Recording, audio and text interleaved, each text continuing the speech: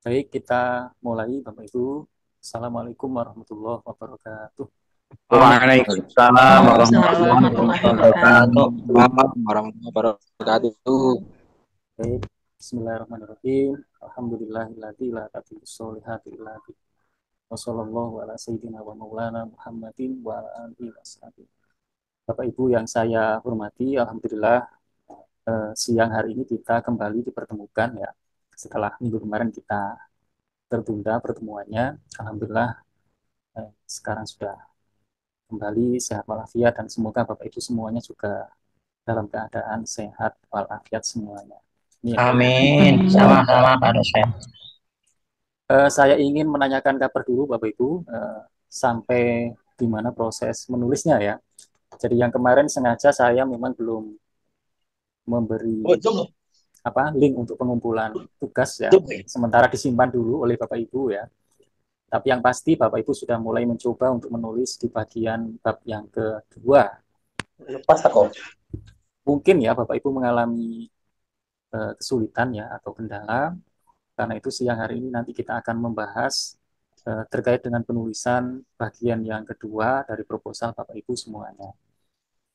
Saya ingin nanti ada yang bersedia share begitu ya, yang sudah menulis bagian kedua, yang nanti bisa kita pelajari bersama.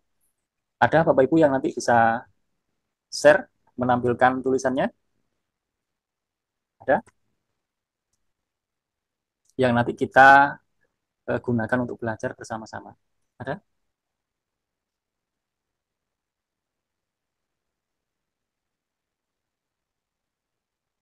Ada Bapak Ibu? Belum selesai nggak apa-apa Bapak Ibu ya. Jadi mungkin baru sedikit begitu, nanti ditampilkan nggak apa-apa. Ada? Belum ada. Halo? Belum, Pak. Belum. Belum, Pak. Tapi sudah mulai mencoba ya Bapak Ibu ya? Ya, baru kerangka, Pak. Ngeliat-ngeliat kerangka. Oke, baru kerangka, baru draftnya ya. Oke. Mungkin sebelum saya nanti mengulas ya, barangkali ada pertanyaan dulu begitu ya. Jadi apa sih yang ditanyakan ya, yang masih bingung mungkin ya dari membaca instruksi di bagian template itu mungkin ya. Ada pertanyaan?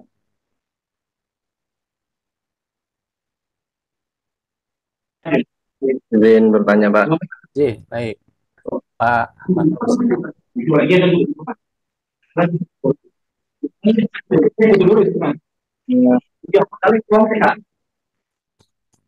Silakan Pak Ahmad.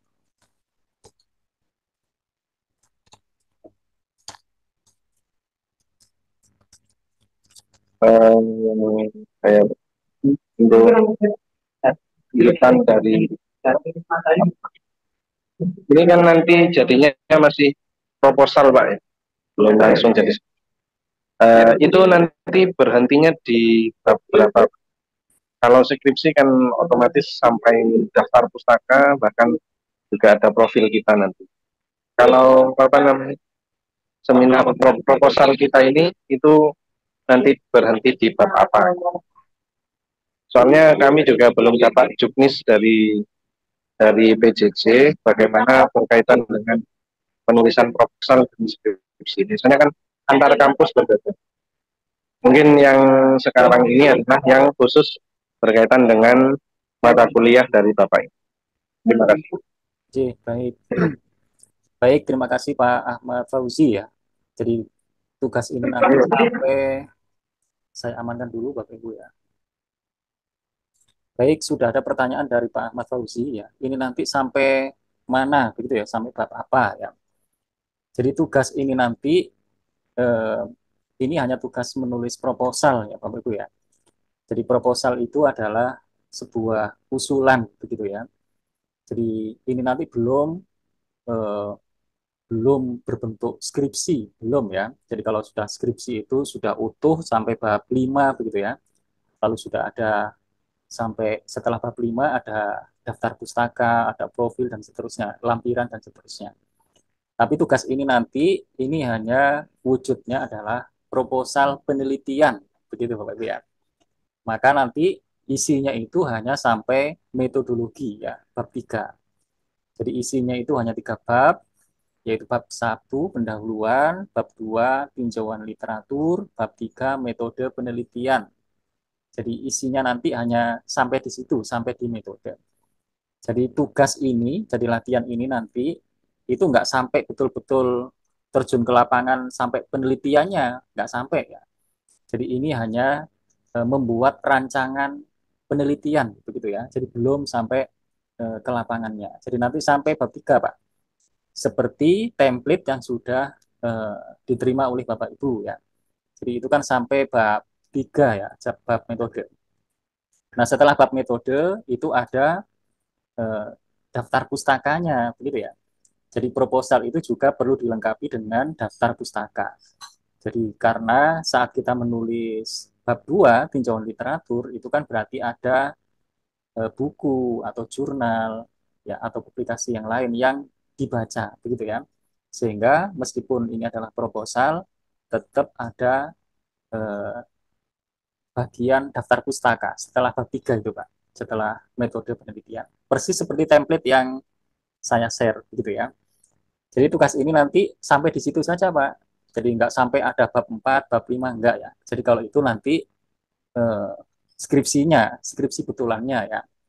Jadi proposal itu artinya adalah usulan gitu ya. Kalau nanti disetujui oleh jurusan, oleh dosen pembimbing begitu ya, maka nanti lalu rencana itu dilakukan begitu ya. Jadi kalau nggak disetujui oleh jurusan nanti ya disuruh merevisi atau disuruh ganti bahkan berarti kita harus membuat lagi eh, rencana atau proposal yang eh, lainnya gitu ya. Nah, begitu ya Pak Ahmad Fauzi ya. Jadi nanti tugas ini adalah tugas menulis proposal, bukan menulis skripsi tapi menulis proposal skripsi begitu ya. Jadi sampai bab metode penelitian. Bisa, terima kasih Pak. Jadi, ada lagi Bapak Ibu? Izin Izin, Pak, Pak. bertanya Pak. Boleh. Pak Ya, siapa? Bu Mary ya Maria. Pak. J. Ya. Em, untuk di bab 2, di tinjauan konseptual dan teori, itu kita menjelaskan teori yang terjadi pada masalah tersebut atau teori yang kita bikin. Itu gimana Pak? Menjelaskan teori permasalahan yang yang kita buat ya Pak? Oke. Sudah Bu? Ya, ya Pak. J. Sudah. Baik. Masih Pak. Baik, terima kasih Bu Mariam. Untuk di bagian bab 2 nanti, yang di situ salah satunya ada subbab tinjauan konseptual dan teori. Apakah itu maksudnya adalah teori yang akan kita bikin, ataukah teori yang sudah ada? Begitu ya Bu ya, maksudnya ya? Iya Pak, betul. Baik. Jadi, Apakah kita mengikuti teori yang sudah ada gitu? baik. Jadi yang dimaksud di situ adalah eh, tinjauan teori dan tinjauan konseptual yang relevan dengan atau yang berkaitan dengan penelitian kita, Bu. Jadi yang nanti teori itu akan kita pakai untuk menjelaskan atau untuk mendukung penelitian kita. Maksudnya itu begitu. Berarti pasti teori yang ada, Bu. Jadi teori apa yang ada ya, yang sudah ada itu, yang itu nanti bisa kita pakai untuk sebagai acuan atau sebagai sandaran atau sebagai alat untuk menjelaskan dalam penelitian yang akan kita lakukan nanti. Maksudnya begitu, Bu. Jadi misalnya begini, misalnya kemarin ada yang penelitiannya tentang analisis kesulitan belajar siswa dalam mempelajari bla bla bla bla bla bla bla. Misalnya begitu. Nah, berarti ada konsep yang harus kita jelaskan. Jadi kalau saya membahas tentang kesulitan belajar siswa pada pokok bahasan bla bla bla, berarti saya harus menjelaskan apa sih kesulitan belajar itu, kan gitu, Bu. Berarti nanti salah satu konsep yang harus ditinjau itu adalah konsep tentang kesulitan belajar. Kesulitan belajar menurut bla bla bla adalah bla bla bla bla bla. Jadi artinya pembaca nanti harus paham. Jadi ketika Ibu membahas tentang kesulitan belajar, maka yang dimaksud kesulitan belajar itu apa, begitu ya. Jadi nanti di bab 2, di bagian tinjauan konseptual, maka salah satu konsep yang harus diuraikan itu adalah konsep tentang kesulitan belajar. Apa sih kesulitan belajar itu? Maka kita harus meninjau pendapat para ahli, Bu. Jadi nanti mungkin bisa kita temui dari buku atau jurnal ya, menurut siapa ahli ya, pakar yang eh, pernah mendefinisikan tentang kesulitan belajar. Jadi kesulitan belajar itu apa, begitu ya. Jadi intinya kita harus mendefinisikan konsep-konsep eh, yang kita bahas dalam penelitian kita itu, begitu ya. Jadi itu tinjauan konsep ya. Tapi kalau tinjauan teori, ya, jadi teori apa yang nanti akan bisa membantu kita dalam menjelaskan, eh, dalam menganalisis nanti dalam penelitian kita, begitu ya. Nanti kita perlu mencari ada teori apa sih yang bisa kita acu, begitu ya. Misalnya nih, pernah ada apa? Ada seorang ahli apa? Melahirkan teori, misalkan ya ada sebuah teori yang menjelaskan tentang bagaimana kesulitan belajar itu terjadi, begitu ya. Apa saja faktor-faktor yang mempengaruhi seseorang atau bisa menyebabkan seseorang mengalami kesulitan belajar. Menurut teori bla bla bla ya, kesulitan belajar itu bisa disebabkan oleh berbagai macam faktor. Ada faktor dari dalam, ada faktor dari luar. Di antara yang faktor dari dalam adalah bla bla bla bla dan seterusnya. Jadi berarti eh, itu teori ya, Bu ya. Jadi kita perlu bedakan antara konsep sama teori, gitu ya. Jadi kalau konsep itu satu variabel, Bu. Kesulitan belajar adalah bla bla bla bla bla bla bla. Itu konsep ya. Itu mendefinisikan konsep ya. Tapi kalau teori itu pasti menjelaskan keterkaitan antar variabel. Jadi misalnya nih, ada beberapa teori yang diacu dalam penelitian ini. Di antaranya adalah teori pembelajaran humanistik, misalnya begitu ya. Terus kita urai apa maksudnya teori pembelajaran humanistik itu. Dalam teori pembelajaran humanistik, seseorang belajar atau seseorang dapat belajar dengan mudah kalau sesuai dengan fitrah kemanusiaan. Bla bla bla bla bla diurai ya. Intinya kalau teori itu pasti uraiannya panjang dan itu menjelaskan keterkaitan satu konsep dengan konsep yang lain ya. Salah satu fitrahnya manusia adalah dia eh, apa menyukai mendapatkan perlakuan yang sesuai dengan bakatnya, misalnya begitu ya. Terus kita urai lagi ya. Yang intinya nanti mempertemukan atau menjelaskan satu variabel dengan variabel yang lain ya. Jadi Berarti pendefinisian konsep dulu, kemudian baru penjabaran teorinya ya, Pak? betul, betul Bu. Betul. Jadi misalnya nanti ada judul penelitian begini ya. Pengaruh motivasi terhadap hasil belajar. Misalnya begitu ya judulnya. Maka kita awali dulu dengan tinjauan konseptual, Bu. Konsep apa yang harus saya jelaskan dalam penelitian ini? Ya, berarti yang pertama saya harus meninjau konsep tentang motivasi belajar. Yang kedua, saya juga harus meninjau konsep tentang hasil belajar. Tadi kan bunyi judul kita kan begitu. Pengaruh motivasi belajar terhadap hasil belajar atau prestasi belajar. Berarti saya harus mendefinisikan apa itu motivasi belajar, ya, apa itu prestasi belajar atau hasil belajar. Masing-masing ya, masing-masing. Itu berarti tinjauan konseptual. Ya. Nah, nanti setelah itu kita lengkapi dengan tinjauan teori.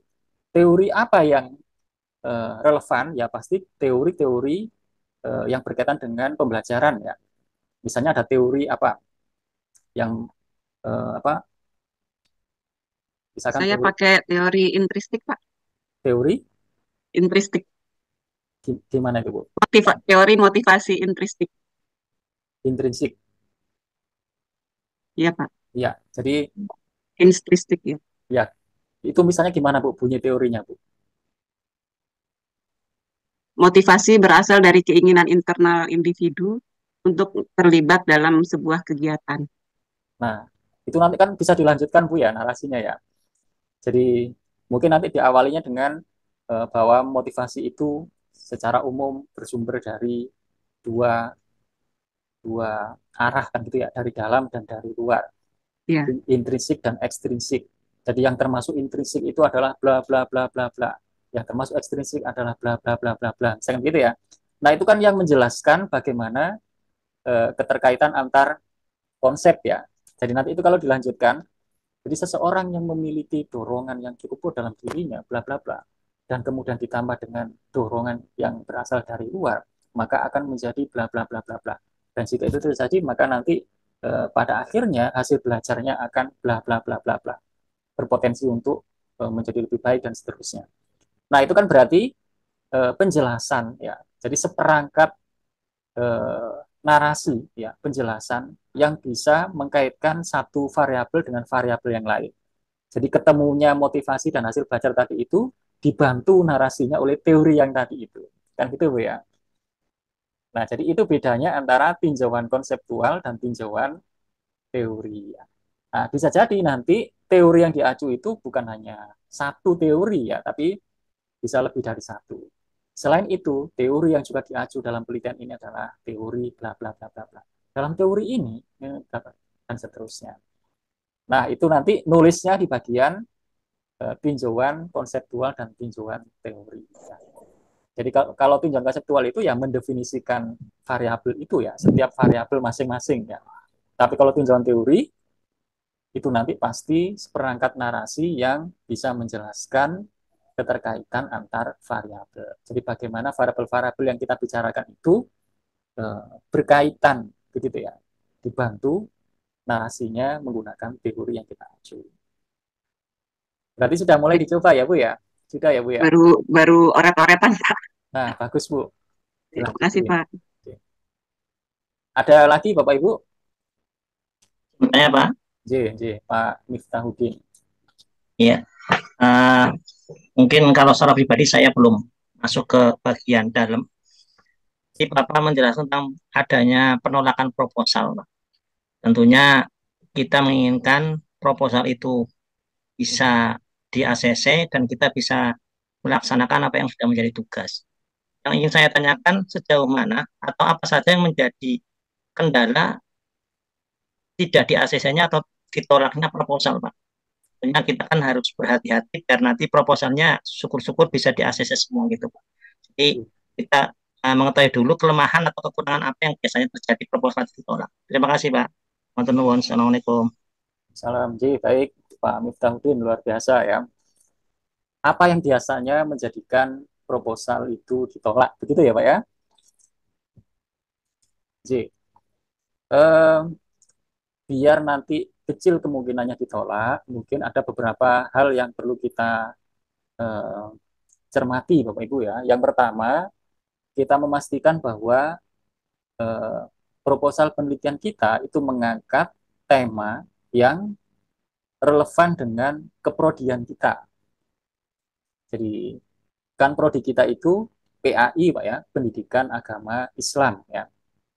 Maka nanti coba kita evaluasi apakah tema yang diangkat oleh Bapak Ibu itu relevan atau memang berkaitan dengan kependidikan agama Islam begitu ya.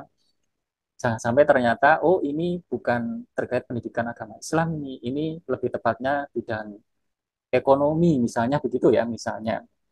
Jadi selama temanya apa berkaitan dengan sesuai prodinya begitu ya, maka itu biasanya kecil kemungkinan ditolak. Lalu yang kedua, pastikan kita tidak mengangkat sesuatu yang sudah sering dibahas oleh peneliti terdahulu begitu ya. Jadi itulah pentingnya kita meninjau penelitian terdahulu yang relevan. Kan di bab 2 itu ada begitu ya, setelah tinjauan konseptual dan teori ya, itu kan meninjau riset terdahulu yang relevan. Jadi penelitian-penelitian yang terkait dengan tema yang kita bahas itu, bagaimana posisinya? Apakah sudah banyak orang yang membahas itu sebelumnya? Ya, jika iya, kita harus bisa menunjukkan apa bedanya yang kita lakukan ini dengan yang sudah-sudah itu. gitu ya. Jadi nanti kita tidak asal yang terlintas itu lalu itu kita teliti begitu ya, tapi kita cek ya, kita tinjau riset terdahulu ya yang berkaitan dengan tema ini, apakah sudah pernah ada orang yang membahas hal ini begitu ya. Oh sudah ternyata. Lalu kita periksa dari yang sudah-sudah itu mereka fokusnya kemana ya, penekanannya itu pada apa begitu ya. Nah kita nanti mengambil posisi yang berbeda. Contoh nih, pengembangan instrumen untuk pembelajaran mawaris, misalnya begitu, untuk penilaian hasil belajar mawaris, itu sebenarnya sudah sering eh, dikembangkan oleh peneliti sebelumnya. Tapi peneliti yang sebelumnya itu hampir semuanya, ya, sebagian besar itu fokus pada ranah kognitif saja. Misalnya begitu, misalnya belum ditemukan sebuah instrumen penilaian hasil belajar mawaris yang itu ditekankan atau penekanannya pada aspek atau ranah afektif dan psikomotor. Misalnya begitu, misalnya ya. Sehingga kalau kita masuk ke ranah itu yang belum banyak disentuh oleh peneliti sebelumnya itu, berarti kita bisa menunjukkan keunikan dan kebaruan dari apa yang kita lakukan. Nah, begitu ya. Jadi nanti kan kita tulis di bab 2 kita itu, penelitian tentang bla bla bla sudah pernah diteliti atau dikembangkan oleh beberapa peneliti sebelumnya. Misalnya bla tahun sekian, bla tahun sekian, bla tahun sekian, dan seterusnya. Beberapa peneliti tersebut lebih fokus atau penekanannya pada aspek bla bla bla bla bla. Sementara pada aspek bla bla bla itu belum banyak menjadi perhatian. Penelitian ini akan difokuskan pada eh, ranah yang belum banyak mendapatkan perhatian tersebut. Nah, begitu ya. Berarti kita menunjukkan keunikan dan kebaruan dari apa yang kita lakukan. Nah, itu yang biasanya menjadi pertimbangan proposal itu layak diterima ya, atau kemudian perlu direvisi. Nah, begitu Pak. Jadi biasanya dua hal itu Pak. Kita memastikan eh, temanya sesuai dengan prodi kita. Terus yang kedua kita memastikan apa yang kita lakukan itu memiliki keunikan dan kebaruan. Tidak sama persis dengan yang sudah-sudah pernah dilakukan oleh peneliti kita sebelumnya. Ya. Dalam bahasa ilmiahnya itu disebut dengan novelty, ya, kebaruan, gitu ya, novelty. Bisa sambung, Pak? J, Halo, Pak, ngapunten. Tadi Bapak sudah membicarakan bahwa penelitian kita adalah mengenai masalah prodi kita, yaitu pendidikan agama Islam. Nah, ini yang saya buat dalam penelitian ini juga mengenai masalah kenakalan ataupun kegaduhan anak di dalam kelas. Ini kayaknya menurut Bapak masih ada kaitannya dengan prodi kita, apa enggak?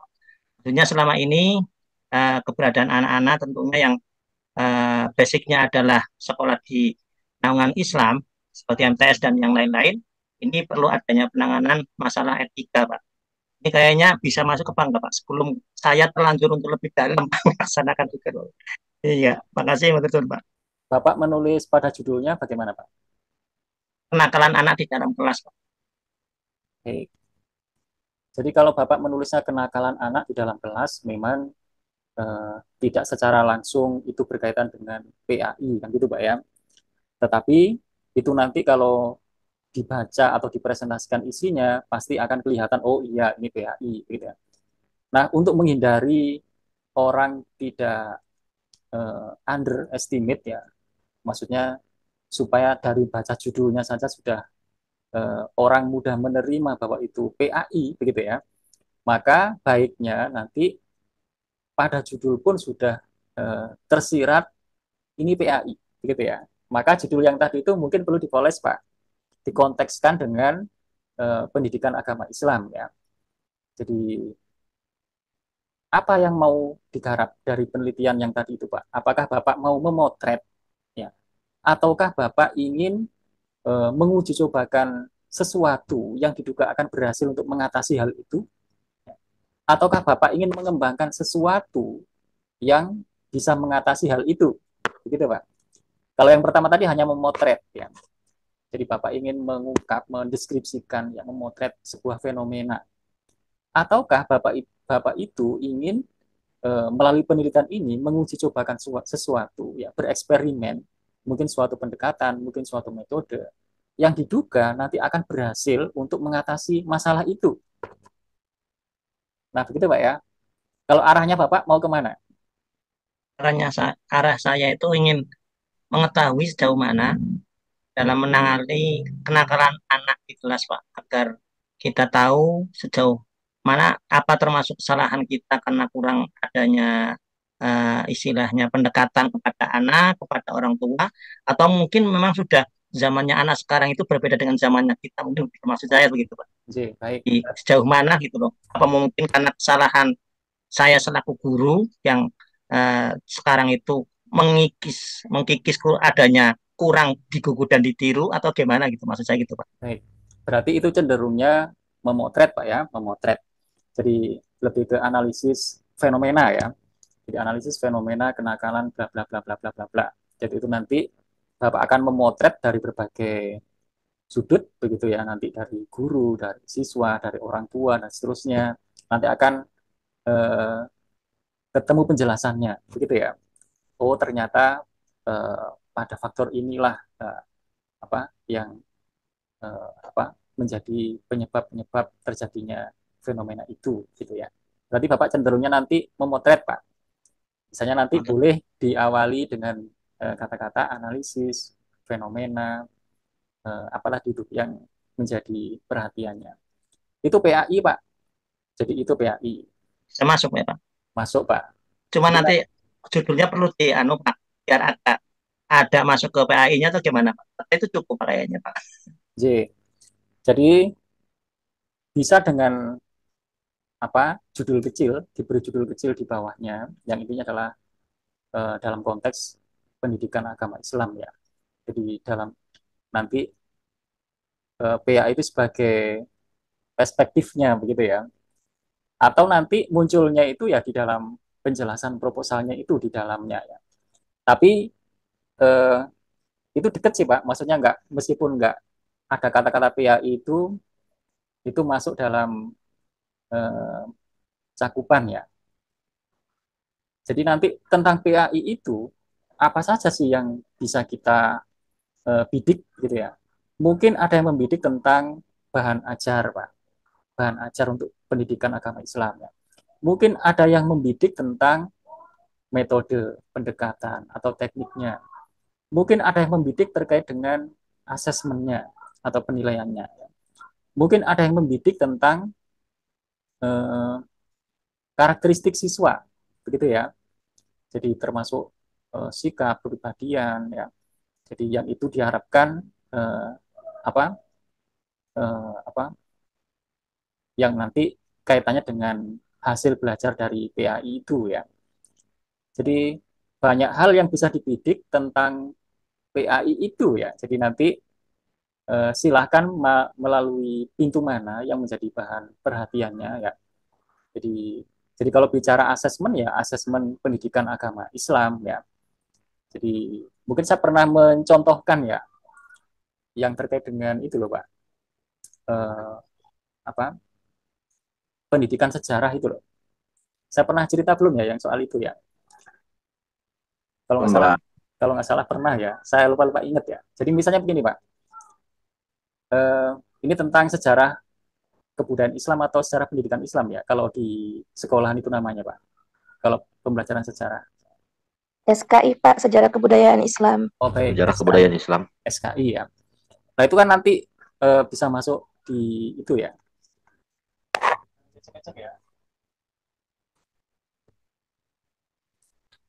Nah, jadi misalnya begini, selama ini kalau bicara pembelajaran SKI, itu penilaiannya kan modelnya begini, umumnya ya, pada umumnya, yaitu sebuah tes, yang tesnya itu menguji pengetahuan, ya, kapan, siapa, di mana, bagaimana, begitu ya.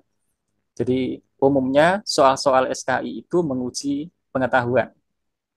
Jadi banyak guru lupa bahwa tujuan belajar sejarah itu adalah agar seseorang bisa menyelesaikan kehidupan di masa depannya ya.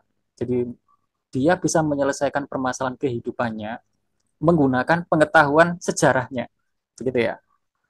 Maka diperlukan sebenarnya soal SKI itu yang modelnya begini. Jadi mereka dihadapkan pada sebuah eh, persoalan dilematis. Andaikan Anda menghadapi sebuah persoalan bla bla bla bla bla bla bla. Apa yang akan Anda lakukan? Gunakanlah pengetahuan sejarah Anda untuk membuat keputusan terkait dengan masalah ini. Nah, itu kan berarti melatihkan bagaimana pengetahuan sejarah itu digunakan untuk menyelesaikan persoalan kehidupan seseorang, begitu ya. Jadi, maka nanti mereka itu dihadapkan pada persoalan-persoalan ya. Andaikan Anda mengalami begini, begini, begini, begini, begini, ya.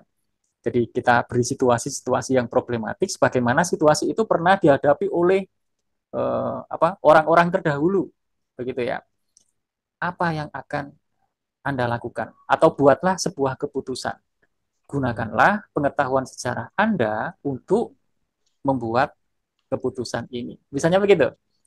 Nah, kalau begitu, itu kan berarti belajar sejarah untuk kehidupan eh, kehidupan dia, begitu ya, kehidupan dia. Nah, karena belum ada instrumen eh, hasil belajar SKI atau instrumen penilaian SKI yang model begitu, ya, padahal itu sangat diperlukan, maka lalu kita mengembangkan itu, ya. Misalnya nanti penelitiannya judulnya begini, pengembangan instrumen penilaian sejarah kebudayaan Islam ya untuk menumbuh kembangkan keterampilan apa intinya ini keterampilan hidup itu ya life Soft skill skill berarti ya. ya betul soft skill itu ya life skill ya keterampilan hidup siswa itu. Nah berarti apa yang kita lakukan ini ya kita mengembangkan sesuatu karena itu belum ada padahal itu sangat diperlukan. Jadi kita berangkatnya dari latar belakang tadi itu ya selama ini penilaian sejarah itu lebih pada aspek pengetahuan ya kapan di mana siapa dan seterusnya belum banyak atau bahkan belum ditemukan sebuah instrumen pembelajaran instrumen penilaian SKI yang ya melatihkan bla bla bla tadi itu ya. Oleh karena itu penelitian ini mencoba untuk mengembangkan sebuah bla bla bla bla bla. Nah begitu Pak. Nah jadi ini kita eh, membidiknya adalah dari asesmen ya penilaian ya. Mungkin nanti yang lain tertarik tentang buku ajar ya analisis kritis ya. Jadi nanti boleh saja skripsi kita itu modelnya begini Pak. Kita mengkritisi ya buku-buku ajar PAI begitu ya. Jadi mengevaluasi ya. Jadi evaluasi buku ajar bla bla bla bla bla ya PAI. Mungkin fokus di materi apa begitu ya. Jadi nanti itu dievaluasi mulai dari konteksnya ya. Jadi apakah relevan dengan perkembangan peserta didik ya, apakah relevan dengan nilai-nilai dan seterusnya ya. Jadi silakan nanti eh, sambil dievaluasi apakah tema yang sudah dipilih oleh Bapak Ibu itu ya, mantep untuk diteruskan ya atau mungkin masih ada keraguan-keraguan gitu ya. Jadi masih masih bisa disesuaikan ya, ditambah, difokuskan dan seterusnya. Tapi begini Bapak Ibu, meskipun nanti seandainya kita harus ganti begitu ya misalnya ganti tema atau ganti topik, itu nggak masalah kok ya. Yang penting kan kita sudah tahu polanya gitu Bapak Ibu ya. Jadi polanya itu kita sudah tahu lah ya tahapan-tahapannya. Sehingga mau ganti tema apa aja itu ya ya mudah saja menyesuaikannya gitu ya. Berarti nanti mengulangi dari awal, Pak. Mengulangi dari awal lagi karena bergantinya tema, Pak. Menulisnya. Iya, penulisannya, Pak. Oh iya, betul Pak. Tapi itu biasanya cepat Pak. Jadi kalau kita tahu polanya, kita ganti tema itu eh, sebenarnya nggak lama sih ya, penyesuaiannya nggak lama. Kita sudah tahu apa ritmenya gitu ya. Tapi kalau bisa sudah diseriusi mulai sekarang, dimantepin, ya.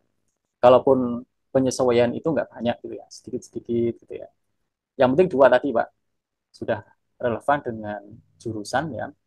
Lalu ada sesuatu yang berbeda ya, nggak sama persis dengan yang sudah dilakukan oleh peneliti terdahulu ya. Maka biasanya itu eh, sulit untuk ditolak, begitu Pak ya. Yang terakhir, Pak. J.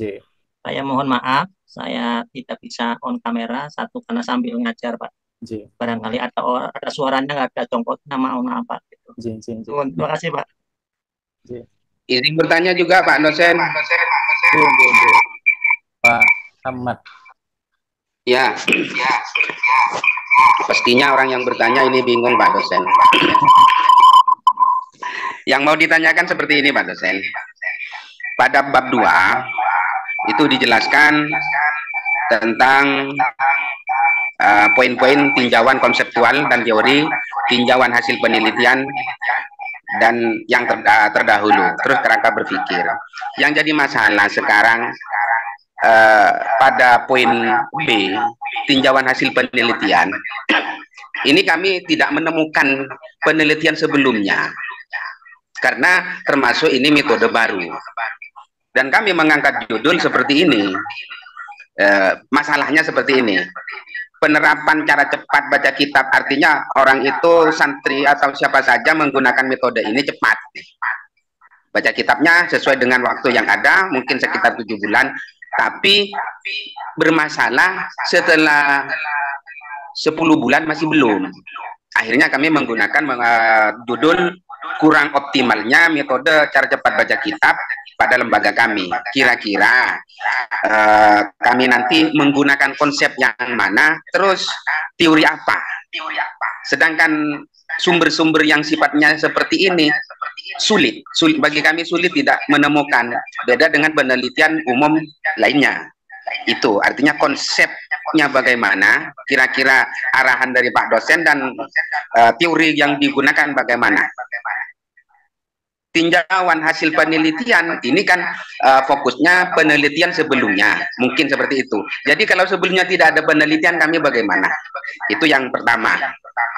Yang nomor 2, cara, mungkin sudah Pak dosen menjelaskan, mohon maaf karena kami menanyakan sekarang, cara penyusunan wawancara. Wawancara ini yang jelas untuk mengetahui hasilnya, ini dari murid yang diwawancarai, hasil, terus penerapan metode ke guru atau pengasuh, apa di masyarakat juga tidak diadakan wawancara. Kira-kira konsep penulisan wawancara itu kriterianya yang bagus menurut Bapak bagaimana? Mungkin itu dulu, terima kasih. Mungkin agak panjang karena terlalu bodohnya kami. Wassalamualaikum warahmatullahi wabarakatuh. Waalaikumsalam warahmatullahi wabarakatuh. Baik, matur suwun Mbak Kiai Ahmad ya. Pertanyaannya cukup banyak ya. Dan pertanyaannya kelas berat gitu ya.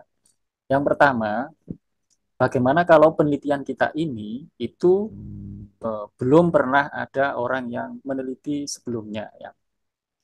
Nah, yang pertama, kita nggak boleh buru-buru mengatakan belum pernah ada peneliti sebelumnya terkait hal ini ya.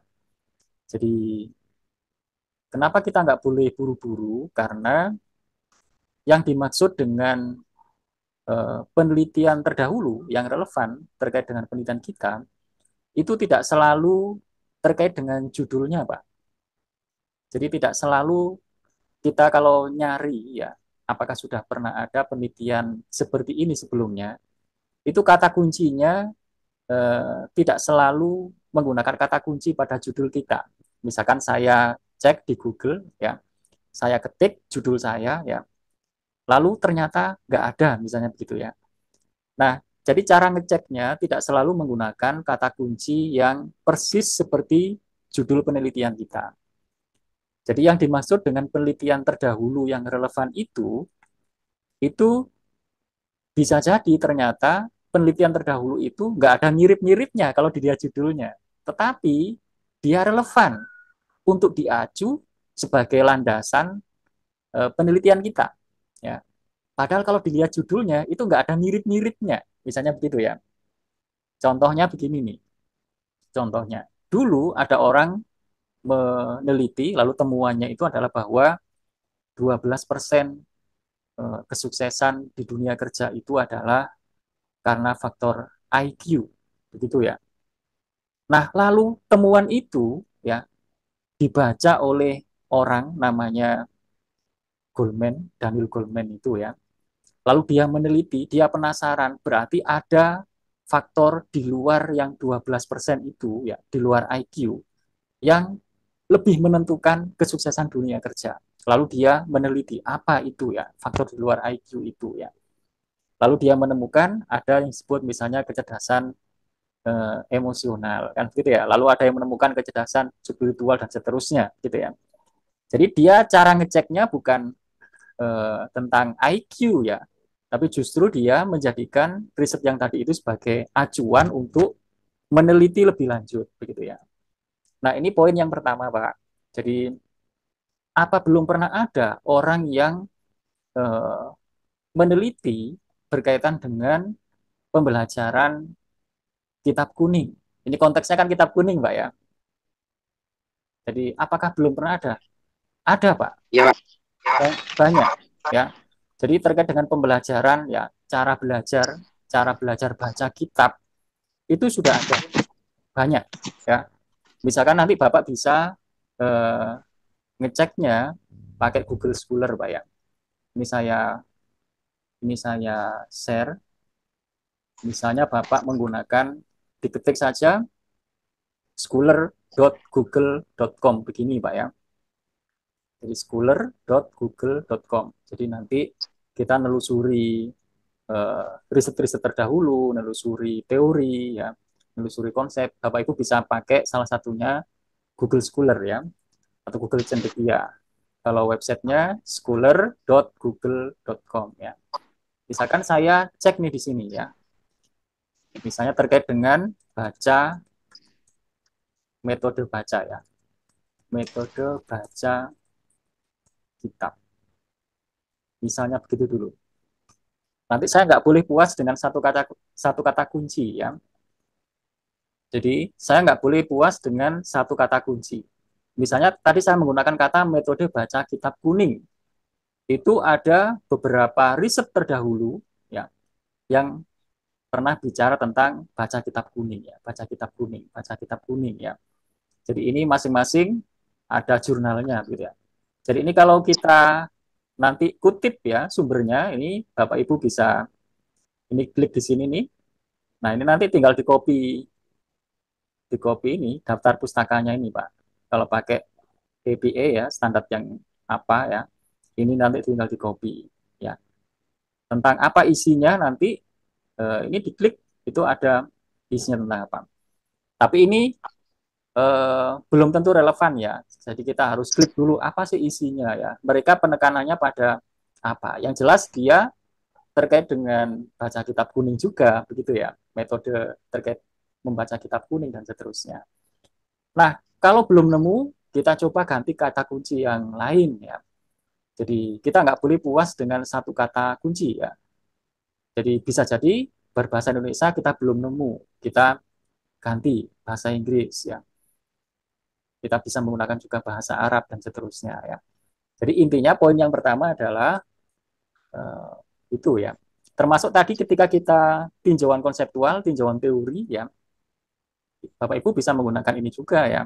Misalkan tadi kan tentang kesulitan belajar, ya. Saya mau tahu bagaimana definisi-definisi yang ada terkait dengan kesulitan belajar. Nah, banyak, ya, yang nanti ini bisa diklik sumbernya, ya, rujukannya, referensinya, dan seterusnya. Apa isinya nanti dari sini, ya. Nah, ini saya stop dulu, ya. Jadi intinya itu, Pak. Jadi nanti ada, Pak. Jadi tidak harus kita ngeceknya itu dengan judul kita, ya. Tapi apa esensi dari penelitian kita? Oh, penelitian saya ini terkait dengan pembelajaran kitab kuning, ya, cara baca kitab. Maka itu kita pakai sebagai kata kunci. Apakah sudah pernah ada orang yang membahas tentang itu, meneliti tentang itu? Jadi tentang metode baca kitab kuning. Nah, itu yang kita pakai sebagai kata kunci. Oh, ternyata sudah ada banyak, ya. Nanti kita akan ngambil posisi yang berbeda dari penelitian-penelitian yang sudah ada itu.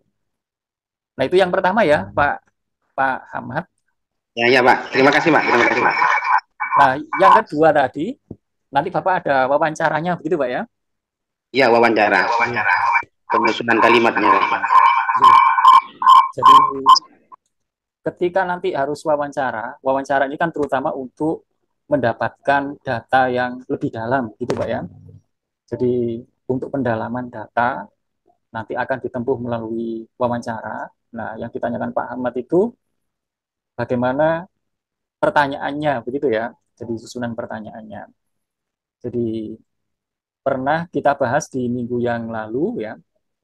Jadi di antara yang nanti akan memandu kita untuk membuat sebuah pertanyaan-pertanyaan itu adalah dari tinjauan konseptual dan tinjauan teori yang sudah kita tulis di bab 2, Pak. Jadi misalkan tadi itu terkait dengan metode baca kitab kuning, kan itu nanti salah satu konsep yang harus kita tulis di bab 2 itu adalah tentang kitab kuning, kan gitu Pak ya. Apa sih kitab kuning itu? Itu di antara konsep yang harus ditulis Pak nanti, tinjauan konseptual ya. Kitab kuning itu apa sih? Ya, itu nanti banyak menurut para pakar bla bla bla ya. Jadi setelah menurut, nanti pada akhirnya kita harus membuat sebuah definisi apa yang kita pakai, begitu ya. Jadi nanti di tulisan kita itu tidak boleh dibiarkan menggantung menurut ya. Tapi pada akhirnya di ujung paragraf kita harus membuat definisi yang disepakati ya. Dalam penelitian ini definisi tentang kitab kuning mengikuti ya beberapa definisi yang dikemukakan di atas ya. Bisa jadi merangkum, bisa jadi memilih salah satu dari beberapa pendapat yang sudah ditulis di atas ya. Bisa jadi kita keluar dari definisi-definisi yang sudah ditulis di atas itu kalau nggak nemu yang cocok. Misalnya begitu ya. Jadi intinya pembaca nggak boleh dibiarkan menggantung, pada akhirnya kita mendefinisikan apa tentang kitab kuning itu. Kalau di tulisan di atasnya itu masih beda-beda. Menurut si A, kitab kuning itu adalah kalau begini-begini. Berbeda dengan si A, si B, ya berpendapat bahwa kitab kuning itu cirinya adalah bla bla bla bla bla. Jadi kalau ada berbagai pendapat yang satu sama lain itu ada perbedaan begitu, maka kita harus pada akhirnya menunjukkan posisi begitu ya. Jadi dalam penelitian kita ini, lalu kitab kuning itu didefinisikan seperti apa, menurut siapa, menurut yang mana begitu ya. Jadi kita harus memilih atau mempertegas, memperjelas posisi kita ya. Dalam penelitian ini, kitab kuning akan didefinisikan sebagai bla bla bla bla bla, mengikuti definisi yang dikemukakan oleh bla bla bla bla bla. Nah, begitu. Definisi ini dipilih karena dipandang lebih bla bla bla bla bla dan seterusnya. Nah, begitu, Pak Ahmad ya. Nah, nanti terima kasih. Ya, tentang apa saja yang perlu ditanyakan, ya kita akan dipandu oleh teori yang kita ini, Pak. Kitab kuning itu adalah bla bla. Lalu teorinya, Pak. Tadi kan baru definisinya ya Pak ya. Teori apa yang cocok diacu, ini pasti berkaitan dengan teori pembelajaran Pak. Teori pembelajaran ya. Jadi kan ada dalam Islam itu teorinya pembelajaran itu kan harus lama dan sabar begitu Pak ya. Jadi kalau Sayyidina Ali, waktu zamani kan dan seterusnya, begitu Pak ya. Nah, ya, Pak, ya, Pak. Bisakah belajar kitab kuning itu dengan cara cepat? Ya, instan begitu ya. Jadi nanti jangan-jangan itu nanti hanya akan misalnya ya sebenarnya dalam instan itu dia hanya sebatas ini tetapi tidak bisa sampai ini misalnya dan seterusnya ya. Jadi intinya dalam teori pembelajaran itu banyak ya yang bisa diacu ya. Misalkan nanti literatur keislaman seperti apa ya, menuntut kesabaran ya, waktu yang cukup dan seterusnya ya. Maka nanti kata-kata pembelajaran cepat ini ya, kita menggunakan kata-kata belajar cepat ini, baca cepat ini, itu kita bersandar pada teori yang mana gitu Pak ya. Apakah memang belajar itu bisa dipercepat? Itu misalnya kita mengikuti teori apa ya, atau istilahnya bisa teori, bisa dalil ya Pak ya, bisa dalil. Nah intinya begitu Pak. Izin bertanya Pak dosen? Iya. Iya. Yang Pak Ahmad mungkin sudah ya Pak ya? Sudah Pak, sudah. Ya, terima kasih Pak. Iya. Pak dosen kembali lagi ke tinjauan konseptual dan teori. Di situ yang kita cantumkan itu beberapa teori yang relevan dengan judul kita atau hanya satu saja? Itu Pak dosen, terima kasih. J. Bu Risnawati ya. Bisa jadi kita bersandar pada beberapa teori, Bu. Bisa jadi cukup satu ya. Jadi sesuai kebutuhan ya. Misalnya begini, kalau lebih dari satu. Ada beberapa teori ya yang dijadikan sebagai sandaran dalam penelitian ini. Berarti kita akan bersandar pada beberapa teori. Yang pertama adalah teori bla bla bla. Teori ini bla bla bla bla bla bla bla bla. Jadi kalau kita bersandar pada lebih dari satu, ya disebut masing-masing itu. Ya. Atau kita bisa juga bersandar hanya pada satu teori saja. Intinya bisa satu, bisa lebih dari satu, Bu.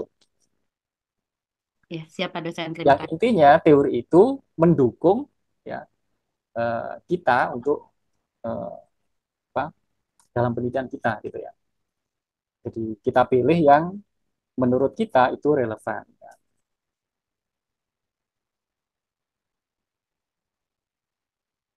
Ada lagi Bapak Ibu? Ternyata sudah 1 jam ya, nggak terasa ya. Ini kalau ketemu langsung di kelas kayaknya enak banget ya Bapak Ibu ya.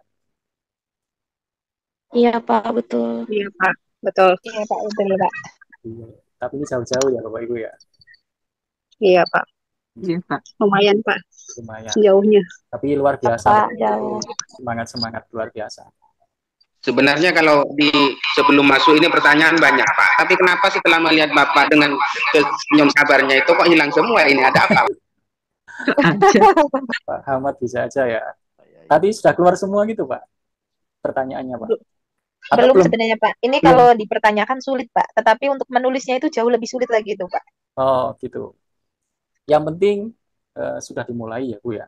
Pokoknya nggak diangan-angan aja gitu ya. Jadi yang penting sudah dimulai, dicicil begitu ya. Izin bertanya Pak, mungkin satu lagi Pak. J. Pak. Nah, ketika dalam menulis skripsi ataupun jurnal itu Pak, bisakah atau bolehkah kita mengangkat konteks-konteks lokal gitu Pak? Jadi misalkan kita di madrasah misalkan, kita meneliti misalkan dalam hal sejarah gitu ya, sejarah misalkan, kita mencari sejarah asal-usul madrasah misalkan. Atau kita mencari menelusuri tokoh-tokoh pendiri madrasah misalkan seperti itu. Itu hal-hal lokal seperti itu bisakah diangkat dalam sebuah skripsi ataupun dalam jurnal misalkan Pak? Mohon arahannya Pak. J, luar biasa nih Pak Mukminun ya Pak ya. J. Termasuk juga ketika di tingkat daerah kan kita mencari tokoh-tokoh ulama lokal misalkan seperti itu Pak. Itu apakah bisa diangkat ke dalam Baik Pak, ini bagus pertanyaannya Pak. Kalau singkatnya jawabannya bisa Pak.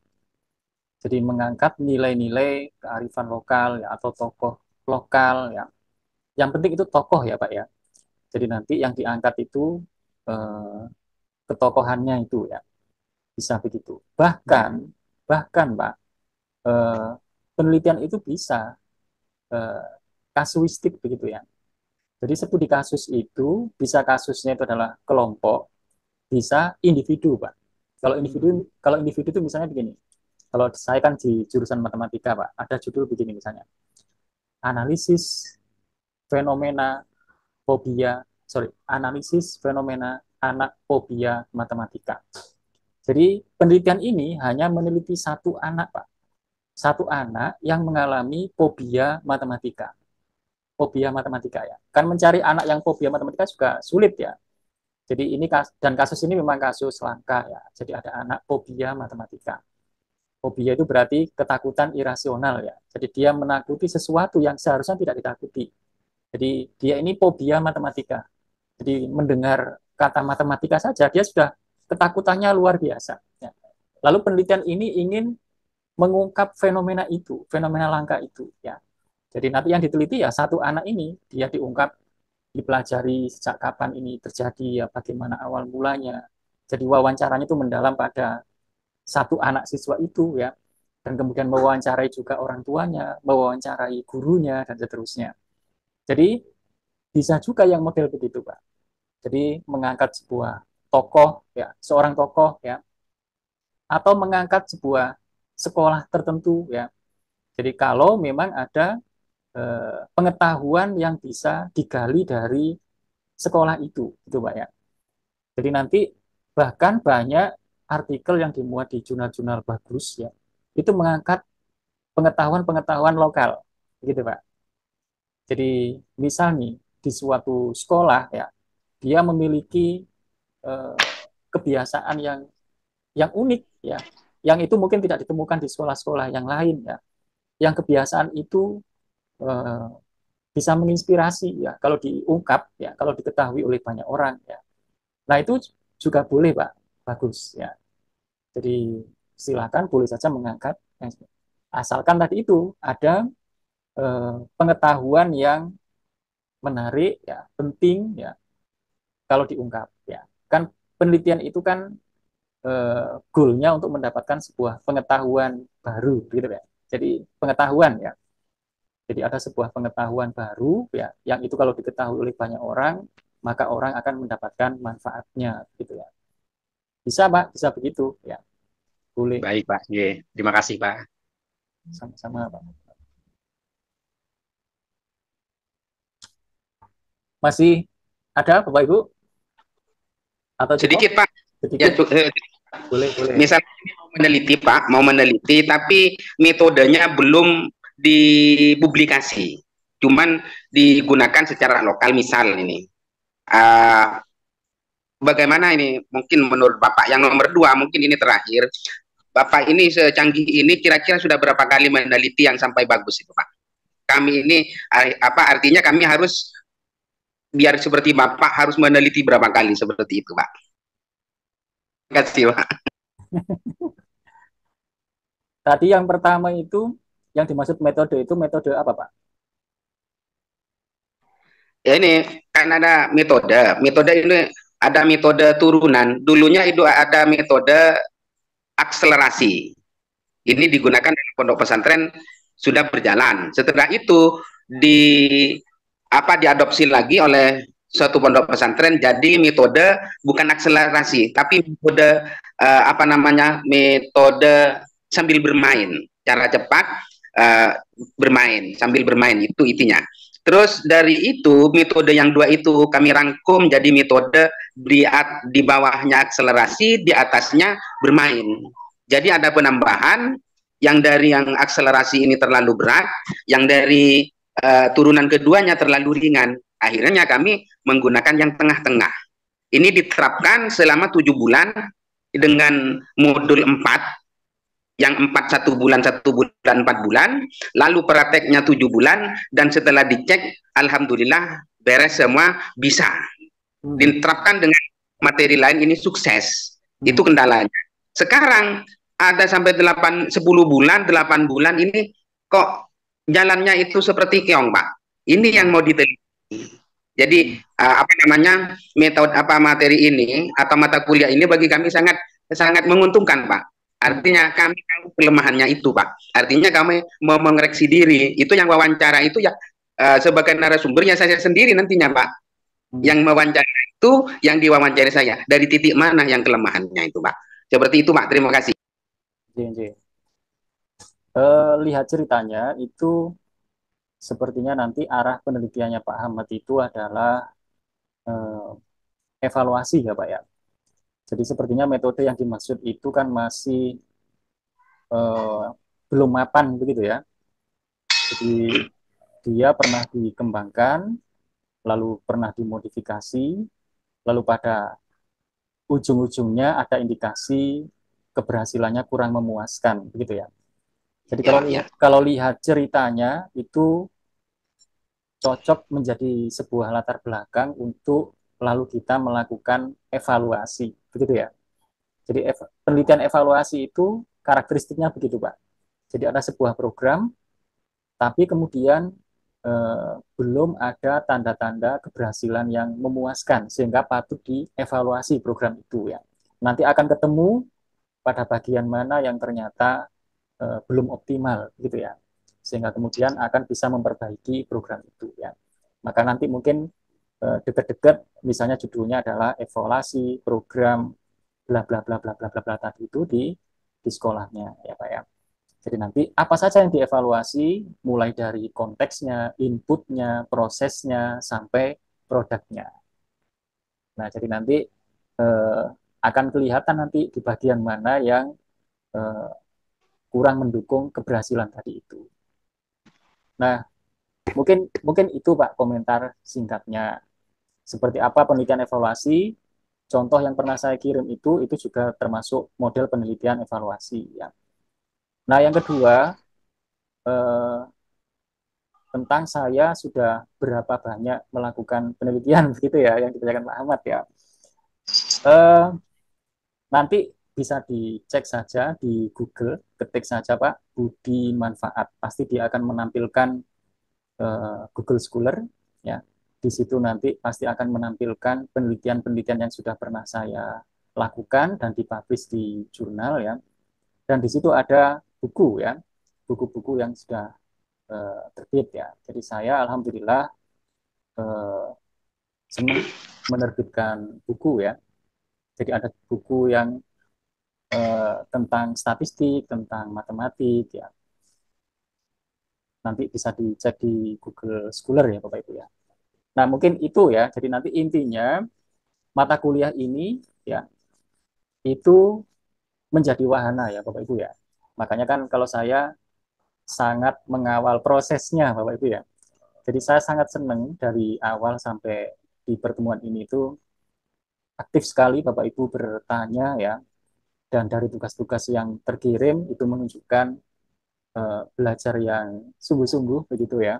Jadi meskipun kita jarak jauh tetapi tetap ada interaksi yang itu berarti mendekatkan yang tadinya jaraknya jauh menjadi jarak dekat gitu ya. Nah, harapannya skripsi yang nanti kita tulis Bapak Ibu itu bukan penelitian kita satu-satunya. Jadi bahkan nanti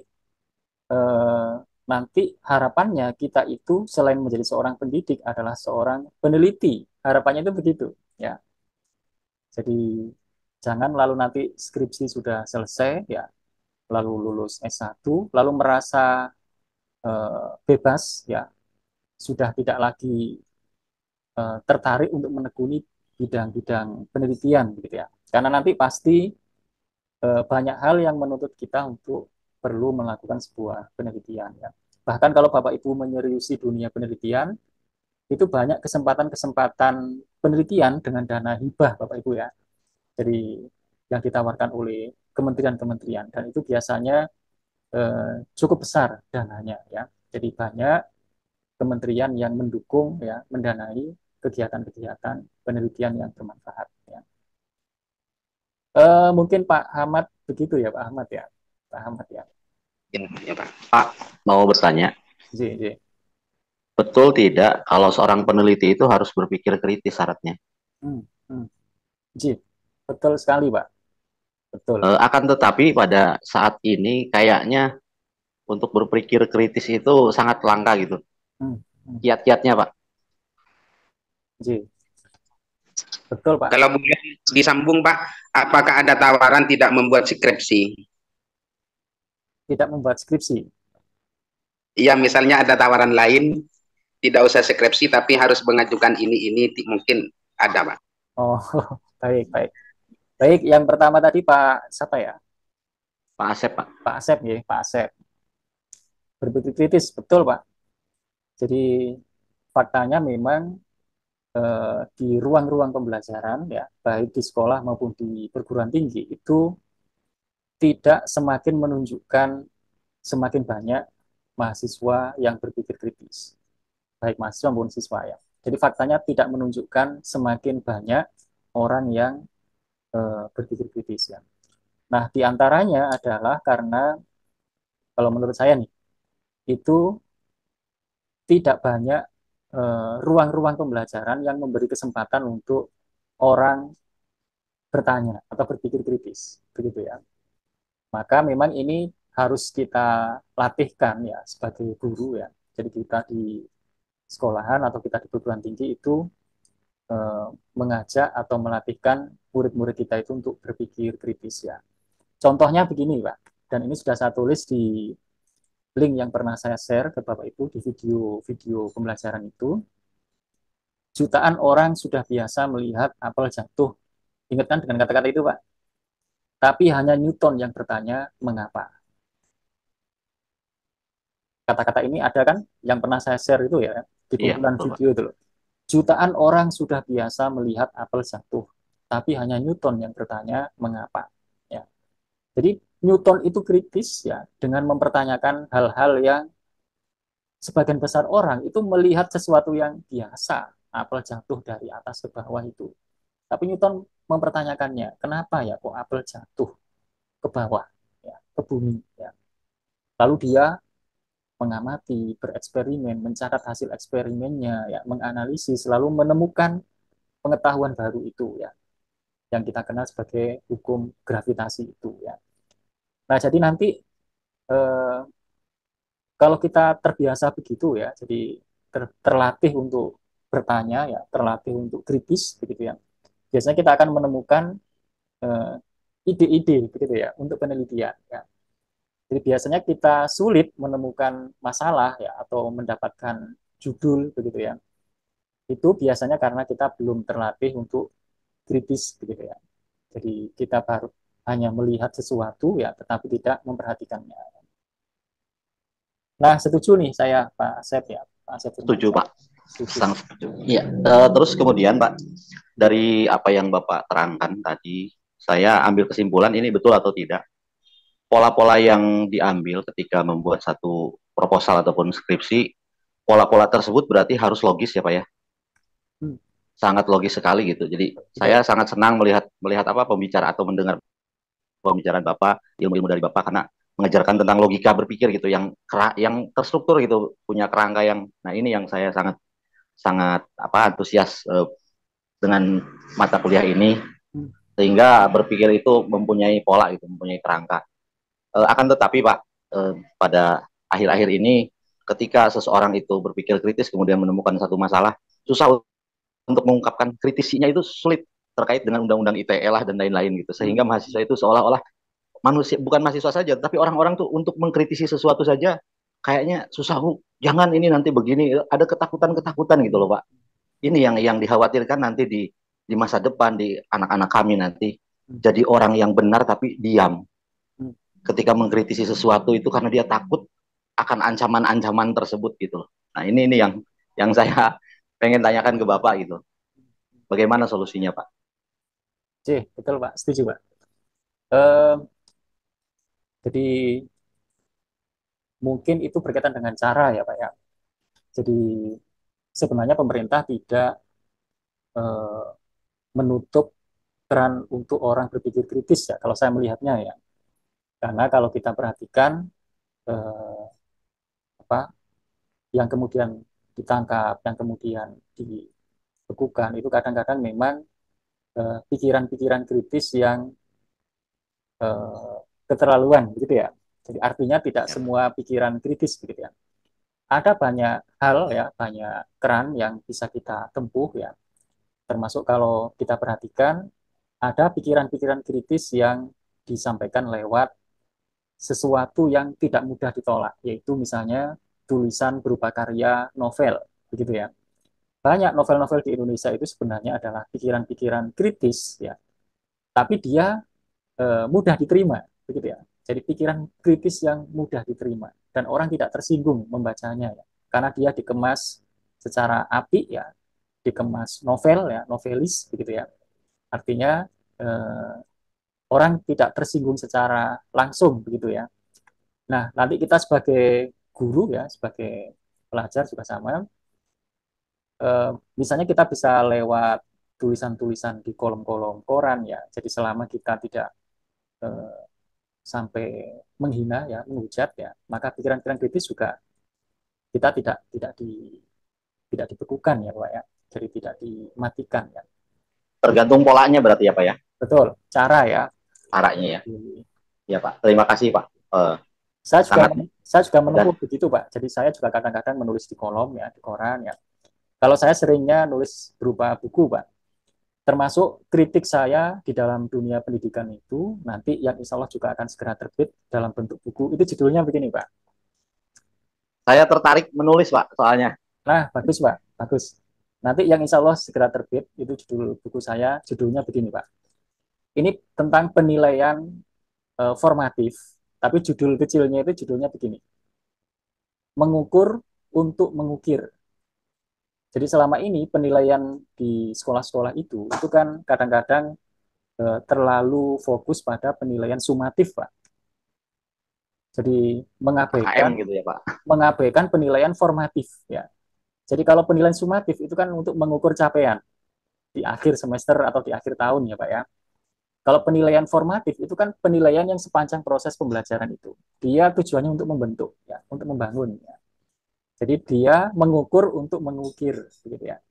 Jadi makanya nanti judul kecilnya itu adalah mengukur untuk mengukir, bukan untuk menghakimi, ya, tapi untuk mengukir. Nah itu juga adalah kritik pendidikan, Pak, sebenarnya. Nah nanti termasuk ini misalnya ini buku saya, ini nggak begitu jelas ya, nggak kelihatannya di situ ya. Ini judulnya Membumikan Matematika dari Kampus ke Kampung, Pak. Jadi matematika itu yang dibawa pulang dari kampus ke kampung, itu apanya, begitu ya. Ini saya tulis dalam bentuk buku seperti ini. Ya. Sudah terbit ya Pak bukunya? Ini sudah terbit Pak, sudah terbit. Nah, nanti kapan waktu dibahas ya. Nah intinya begitu mungkin Pak ya. Ya terima kasih banyak Pak dosen, terima kasih banyak. Mungkin cukup Bapak Ibu? Cukup ya Bapak Ibu ya? Cukup Pak. Ya, cukup Pak. Saya kira cukup, mudah-mudahan ini membantu, mudahan ini bermanfaat. Amin Pak. Amin. Kita selalu diberi kesehatan, kesuksesan, dan penuh dengan keberkahan. Amin. Dan selamat belajar, salam sukses sejati. Wassalamualaikum warahmatullahi wabarakatuh. Waalaikumsalam warahmatullahi wabarakatuh. Terima kasih Bapak, sehat-sehat selalu Pak. Terima kasih Pak, sehat selalu. Amin. Nanti rekamannya saya unggah di YouTube ya Pak Ibu ya. Siap Pak. Siap lah, subscribe Pak. Siap Pak Suwandi.